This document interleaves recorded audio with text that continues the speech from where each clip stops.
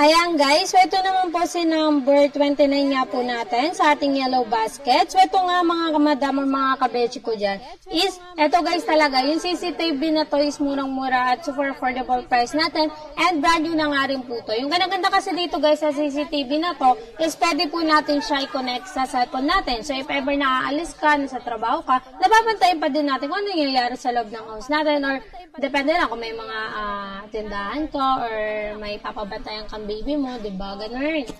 Para siyang bulb, tignan, or para lang siyang ilaw. Pag nakonect na nga po natin yung sa phone natin, yan, syempre makakontrol mo na yan.